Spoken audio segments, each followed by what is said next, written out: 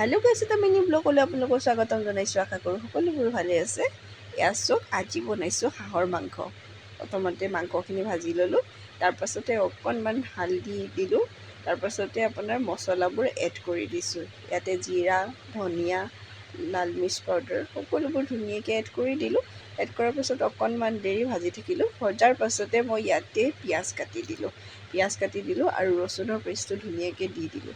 পিঁয়াজ আৰু ৰচুন দি কিনে ধুনীয়াকৈ অকণমান দেৰি ভাজি থাকিলোঁ। ভাজি থকাৰ পাছতে মই ইয়াতে এড কৰিছোঁ এতিয়া অকণমান গৰম পানী।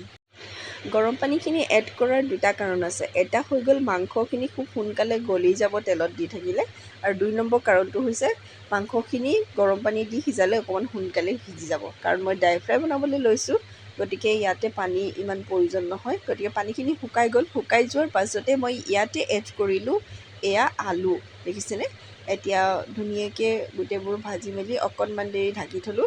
ঢাকি থোৱাৰ পাছতে মই ইয়াতে একেবাৰে লাষ্টত ইয়াতে অকণমান ধনিয়া গুড়ি দিছোঁ।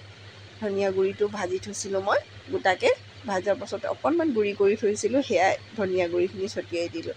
তাৰপাছতে ধনিয়া গুড়িখিনি ছটিওৱাৰ পাছতে 15 মিনিটমান এইখিনি হ'বলৈ দিলোঁ। হোৱাৰ পাছতে এইফালে চব ফাইনেলি ৰেডি হৈ গ'ল মোৰ হাঁহৰ মাংস ড্ৰাই ফ্ৰাই। এয়া দেখিছেনে কেনেকুৱা ধুনীয়া হৈ গ'ল। এতিয়া আহি গ'ল প্লেটিঙৰ টাইম। গতিকে প্লেটত অকণমান উলিয়াই ল'লোঁ। এইফালে চুক এটা ওপৰত জলকীয়া দি ধুনীয়াকৈ প্লেটখনত উলিয়াই লৈছোঁ, আৰু এতিয়া বহিলোঁ হাঁহৰ মাংসৰ জুতি ল'বৰ কাৰণে। এয়া দেখিছেনে ধুনীয়াকৈ প্লেটখনত মাংসখিনি লৈ খাবলৈ ষ্টাৰ্ট কৰিলোঁ।